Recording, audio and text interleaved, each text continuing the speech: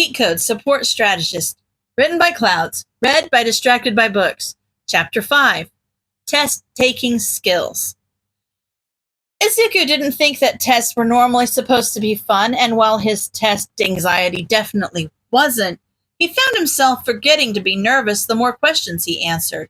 Even though the questions for the general section weren't extremely interesting, since they only covered for the standard subjects he'd learned in middle school, they were challenging enough to make up for it.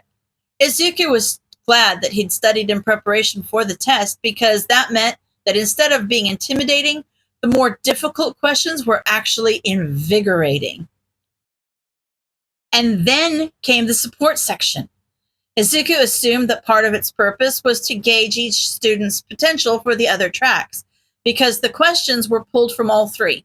Izuku felt like he did decently well on the design questions, even if that wasn't exactly his passion. But the only questions about invention that he could even make sense of were the ones that dealt with computer hardware. Maybe he should have studied mechanics a little more. Oh well, it was too late for that now. To Izuku's surprise, there were only 2 questions about analysis, and both of them were essays. So he could only hope that would be enough to show his skills and set him apart from the other applicants. He didn't want to have to think about what he'd do if his new dream got crushed like his last one had been. For the first analysis question, he was given a quirk registration form and told to theorize about the strengths and weaknesses of the quirk, as well as give suggestions about how to use it. To his surprise, he actually recognized the quirk. It belonged to a retired hero named Glimmer, who could manipulate light energy around her body in the form of sparkles. At first, it didn't seem like a very powerful quirk, but Izuku knew better. The sparkles that Glimmer controlled didn't just look pretty. They could get bright enough that looking at them was like staring into the sun. Tempting, sure, but definitely not recommended. As a pro hero, she had used it to blind and disorient her opponents, leading to a high rate of capture. The drawbacks, of course, were that if Glimmer wasn't careful, she could permanently blind villains, bystanders, or even herself. She had to carefully manipulate the light of her quirk to make sure that it was bright enough to be effective without causing permanent damage, which was a pretty fine line. She wasn't a well-known hero, but from what Izuku knew about her, she had done her job well. All of that was common knowledge, though, if someone knew where to look. So while it was necessary to list that out, Izuku didn't think that basic level of analysis would help him stand out. But what else? Well, he was supposed to give suggestions, right? It kind of felt blasphemous to give suggestions to such a successful pro hero, but Izuku forced himself to look at it like it was any other quirk. The test hadn't actually specified that the quirk belonged to a pro, after all, so he couldn't let that hold back his analysis. Not to mention that if he was accepted into the support course, he'd be giving pros suggestions for a living. So how could the quirk go beyond what Glimmer had used it for? Well, she manipulated light energy, right? But Izuku's eyes widened and he started writing the ideas as fast as he could structure them out. Not all light was visible, so what if she could manipulate not only the intensity of the lights, but also the wavelength? From the footage he'd seen, some of the sparkles Glimmer had used had appeared colorful, especially that one time she had produced rainbow sparkles during a pride parade. So it was definitely possible for her to shift the wavelength within the visible spectrum. And if she could do that much, she could probably train enough to create ultraviolet light and infrared light, which meant that she could use her quirk to burn rather than blind, and maybe even use it like a black light to find forensic evidence at crime scenes. In the end, Izuku's essay ended up being 3 pages long, 2 of which were entirely suggestions based on his theory that Glimmer could manipulate the wavelength of light. It really made him wonder why she'd never used it that way. It would have effectively negated a lot of the drawbacks of her quirk, since she wouldn't have had to worry about blinding anyone if her light was invisible. It would also make her much more difficult to fight, since the threats wouldn't be as obvious. It was almost a shame that she had already retired, because Izuku would have loved to see if any of his theories were actually useful. He didn't recognize the other quirk, so he didn't have the advantage of previous knowledge. But then again, he also didn't go into the analysis with any biases, so it all balanced out. It was some sort of jet quirk that allowed the user to blow air out of the bottoms of their feet, which would probably be most useful for speed or maybe even for flight, depending on how long the hero could keep continuously blowing air. They would need specialized shoes that protected their feet while still allowing the air to flow, and the rest of their costume might need extra ventilation as well, depending on where the air came from. It was probable that the quirk actually worked by taking air in through the skin to power the quirk, or maybe it was powered by the breath. If the hero could manipulate the temperature of the air, that opened a whole new field of opportunities. He could use hot air to make himself rise faster, or cool air to help victims during the fire rescues. There were just so many possibilities, but Izuku limited those speculations to less than a page. He didn't know if temperature manipulation was actually within the limits of the quirk, so he didn't want to waste too much time on suggestions that might not actually be useful.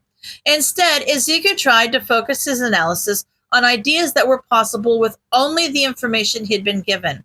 Beyond mobility, the quirk could probably be used to impair an opponent's vision, since if the hero could aim the jets at a villain's eyes, it would dry them out pretty quickly. It would be difficult to keep one's eyes open in a targeted windstorm, but even a brief puff to the face would force the villain to blink, which could make him a perfect counter to Eraserhead if he came up on him from behind.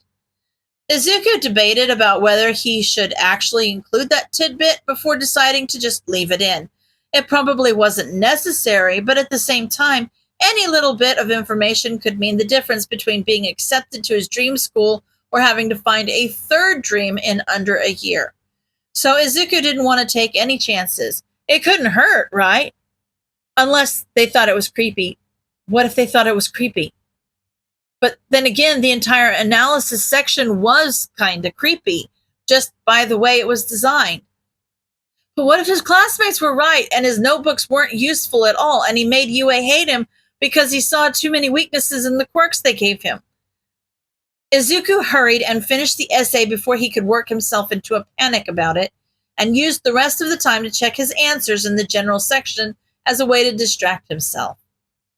He was already here, at UA, taking the entrance exam, so it was way too late to second guess himself now, right? And maybe UA would be like May, who didn't think he was creepy at all, but maybe that was because May was a little creepy herself? By the time Powerloader announced the end of the test, Izuku had successfully talked himself down from his anxiety attack. Ectoplasm must be one of the teachers at UA because it was his clones that came to collect everyone's tests once time was called. It was kind of surreal that there were so many real pro heroes in the building right now. Izuku hoped that if he actually got into UA, he'd be able to rein in his inner fanboy enough to not make a fool of himself around every single one of the teachers. Oh boy, yeah, that was going to be difficult. As soon as Ectoplasm grabbed his test, May was immediately back in Izuku's personal space, grinning like a madwoman. How did you do, Izuku-kun? I bet those analysis questions were a piece of cake for you, huh? I could make so many babies to help those heroes. It's amazing. I already have so many ideas. Maybe that's what I'll build in the practical. But I have so many other baby ideas too. Oh, this is going to be so much fun.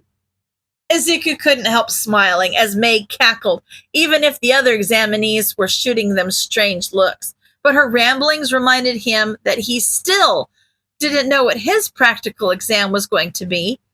Analysts didn't have anything physical to show off, unlike inventors and designers. So what were they going to ask him to do? And why didn't Powerloader mention it along with the other courses? After a few minutes, they were excused to make their way to the practical exams, and there was a flurry of movement as all the examinees stretched and gathered their things to leave the room. Izuku turned to May and smiled. Good luck on your practical, May-chan. I hope you make it in.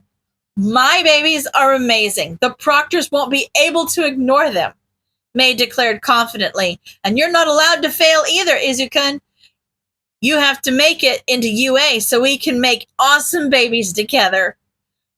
Izuku sputtered and turned red, but May was already skipping toward the door. He was definitely going to have to get used to the way she phrased things. Did she even realize how she sounded, or did she just not care?